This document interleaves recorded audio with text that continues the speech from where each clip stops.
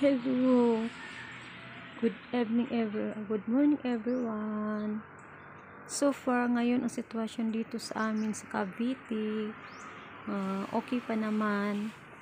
Medyo maulan at saka maulap, medyo mahangin pa lang. Ayan ang sitwasyon namin dito. Pero doon sa mismong Southern Leyte, malakas ng bagyo doon. Sana Lord hindi naman tutuloy dito. Ito po yung sitwasyon dito sa amin ngayon. Ayan, mahangin na pero hindi pa talaga malakas. Sana wag naman. Yan ang ulap. Madilim na, umuulan. Maaga pa umulan na dito.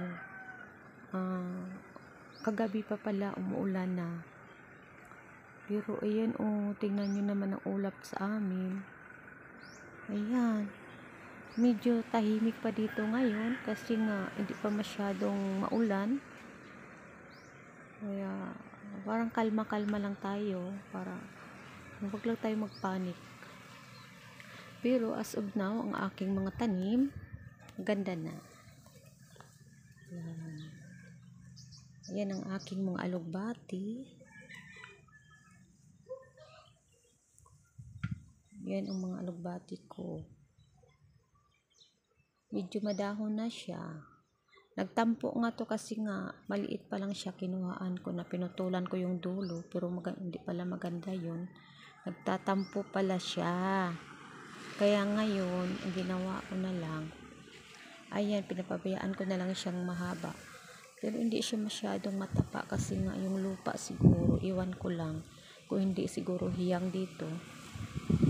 Ayan, guys, maulan na guys, mahangin.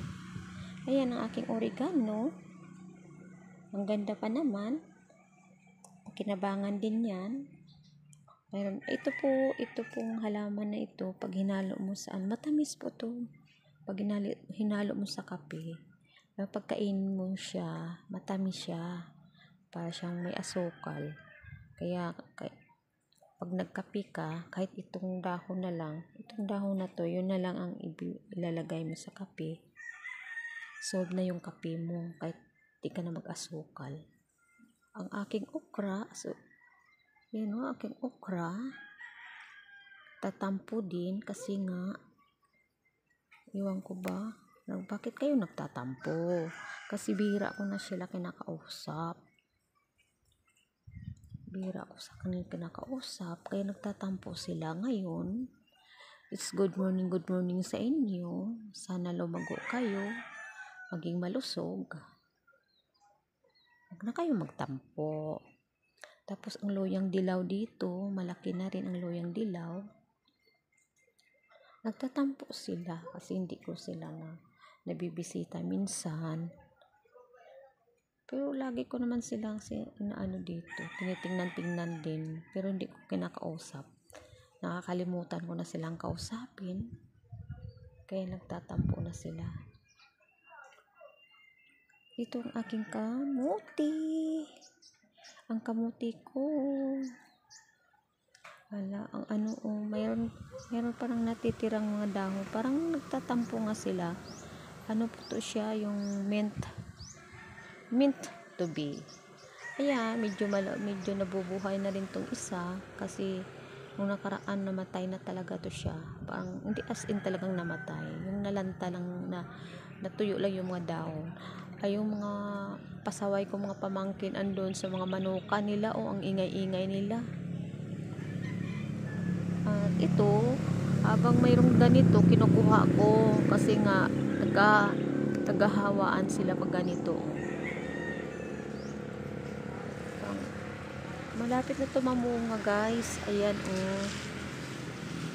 dito lang po to sa taas ng terrace namin. Dito ko na nilagay. May aloe vera na rin. Maganda na rin yung aloe vera. At ang aking kamuti tops. Ayan. Nagtalbos-talbos na rin siya. Nagtatampo lang yan sila kasi hindi ko sila kinakausap. Hindi din pala silang kausapin, kamustahin. So, ganyan sila. Ayan. siguro mga ilang days ko yan silang hindi ko nakausap. So nagtampo sila, kaya yan, tingnan mo, naging ano na sila, matamlay. Ang aking okra, ang aking alugbati, ang aking kangkong. Kamusta ng aking kangkong? Oh my goodness, nauod. Inuod sila dito. Mayroon akong kulitis. Ayan, ang kulitis ko nanigas. Ayun, mga kangkong. Andun sa gilid. Kasi pag dito sa baba, kasi matputik. Ay, akala ko mamatay na tong okra. Ay, namulaklak na yung kangkong. As in, namulaklak na talaga siya. Oh, yan. Ang ganda na ng bulaklak niya. Oh, yung kangkong. Chinese kangkong po yan. Tapos meron din akong mga alugbati dito. Chinese bamboo. Hindi po. Hindi po. Chinese bamboo. Ay, nabuhay na yung ano dito. Mayroong ano dito. Iwan ko anong prutas to. Ay, yung alugbati. Alugbati ko mga ano. Ito, galing Baguio to. Pero hindi na siya talagang, hindi na siyang lumago talaga siya. Nagtatampo na rin kasi bira ko na rin siya. Yung malunggay, ang daming malunggay. Dito po yan sa amin, sa baba. Ito yung panahon dito sa amin ngayon. Dito sa may Cavite. Hindi pa naman siya gaanong madilim, pero umuulan-ulan pa naman siya. Umuulan-ulan na siya ngayon, mahangin. Pero kawawa talaga yung doon sa sa Isabela, Cebu, Leyte. Diyos na lang bahala sa ating lahat. Kung ano yung plano nila sa atin, just praying na lang. Ayun, ang ano ng panahon ngayon dito sa amin. Pero bakit may eroplanong na nakalusot? Diba bawal magbiyahe? Ayun, eroplano nakalusot. Dapat hindi muna sila magbiyahe kasi nga ang sama ng panahon. Baka ano po yan, mga reporter, private plane siguro yan. So nakalusot sila. Hindi nakalusot, talagang nakabayay sila para lang sa ulat panahon.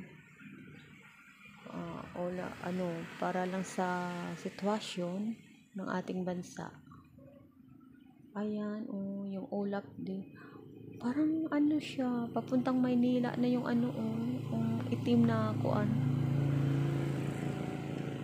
Basta prepare na lang po tayong lahat. Nandito sa Pilipinas, mag-prepare na lang tayong lahat para sa kaligtasan natin at sa ating mga pamilya. Kung saan man tayong sulok ng mundo, just praying. Ayan, mahangin na siya. Ayan, mahangin na, mahangin. Nag-ready na ako ng aking timba dito sa saludan ng tubig. Para pag mamaya mawalan din ng tubig, meron kaming pangbuhos, panghugas. Ayan. Yan ang panahon dito ngayon sa amin sa Cavite. Sitwasyon. Sana hindi man lang lumakas dito.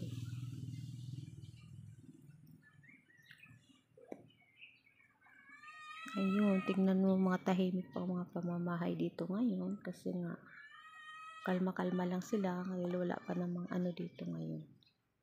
Wala pang malakas na hangin, pero talagang sana wala.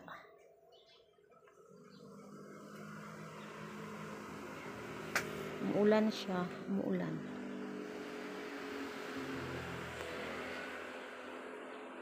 Mahangin na siya, mahangin. Pero hindi pa talaga malakas na hangin. Kawawa nga doon sa saan ba yun? Sa Bantayan, Cebu. Maulan na. Nalindol pa sila uli. Ayan. Ayan ang hangin, oh, malakas na, medyo lumalakas na yung hangin. Paano ako makabukas ng tindahan nito kung mahangin? Kasi nga, ang hirap pag maulan. Ayan, lugi na naman ang negosyo. Ganun talaga.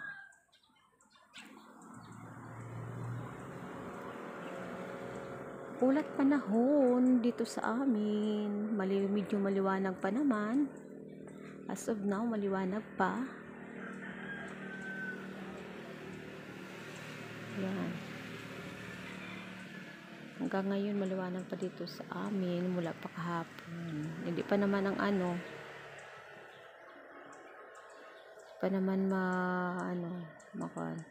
makulimlim masyado. Maliwanag pa.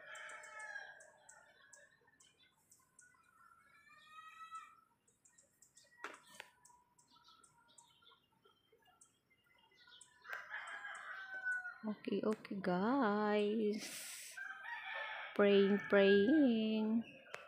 Just praying na maging okay ang lahat. Tingnan nyo yung panganod guys, oh. Nagfo-form na siya na na dumidilim-dilim na siya. Babagsak na yung ulan na yan. Iwan ko kung saan bandang area yan. Ayan, oh. Bilog-bilog na siya. So guys, bye-bye. Ingat tayong lahat. God bless.